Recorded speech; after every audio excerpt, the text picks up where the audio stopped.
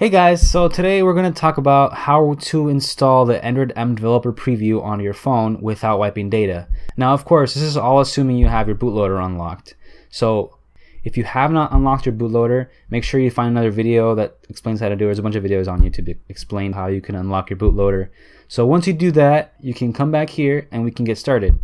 The first link that I have here is for the Android SDK installer. So you're going to open the installer here, you're going to open the file.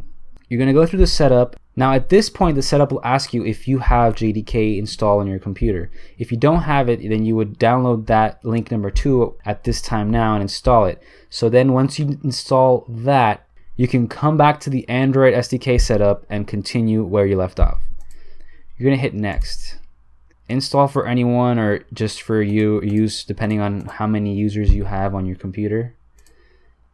Now here in the destination folder, we're going to change this and we're going to browse and we're going to go to Windows C drive and we're going to make a folder, new folder, and we're just going to call it SDK. And we're going to save everything in here.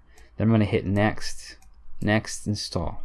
Now the reason we changed the folder name to a very simple folder name makes it easier for us to find it in the C drive. Now let's hit finish. Start SDK Manager.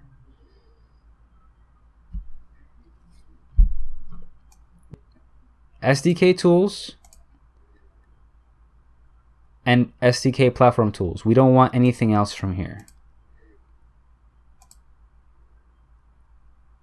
We do want Google USB driver just in case you don't have it installed. You should have 3 packages to install now. Accept the terms and install. Now Google's going to download those packages and install them in that SDK folder that we made on the C drive. SDK is finished installing, so I'm going to close this window. I'm going to go to my C drive here and I'm going to look for that folder SDK. It's easy to find here. So now we have our platform tools, platforms. This is our Android SDK folder.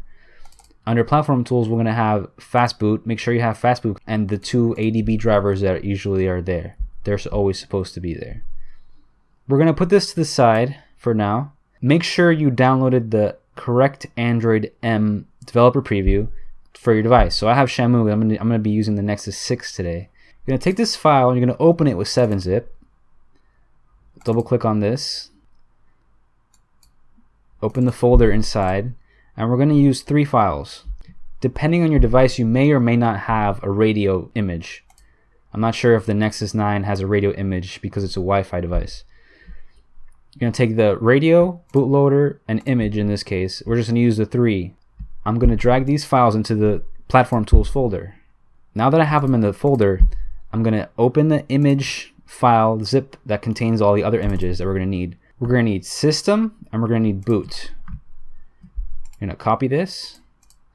We're going to go up 1 folder and we're going to place it directly in the platform tools folder. Once that copy is over, now we have 4 files we're going to flash. We have the boot, we have the bootloader, the system, and we have the radio. So next, we're going to hit shift, and then we're going to right click. You're going to right click on any empty part of the folder, and you're going to hit open command window here. I'm going to go to my device. Make sure you have everything backed up before you flash anything, because you risk losing your data inside. If you already did, you can keep going. If you don't care, you can keep going. So I already backed my stuff up. So then I'm going to power my phone off. And I'm going to go into the bootloader by hitting the 3 buttons. And we're in the bootloader now. Put it aside. Now here we're going to type fastboot. Oops. Fastboot. Devices. Now my device is here. Then we're going to hit fastboot. Flash system.image and hit enter. This is going to flash the system file into the phone, to the system partition. Now we're going to type in fastboot flash radio. You're going to click on the name and like you're renaming it, you're going to copy it and you're going to right click paste. Control V does not work in CMD, and you're going to write .image at the end if it doesn't already have it. So I'm flashing the radio now into my phone. Done. Next is boot. This is the kernel. So fast boot, flash boot, boot.image. That's easy. And the last one's going to be fast boot flash bootloader. You're going to pick the bootloader file, copy it, right click paste, and you're going to say .image. Now you may or may not have to flash the bootloader. I'm going to flash it anyway. That's finished. So we're done flashing our files. Close this out, leave this here. I'm going to take my phone. Now since we didn't flash the recovery, I still have twerp on my phone. So you can get on twerp and you're going to wipe Dalvik, data, and cache. And you're going to swipe.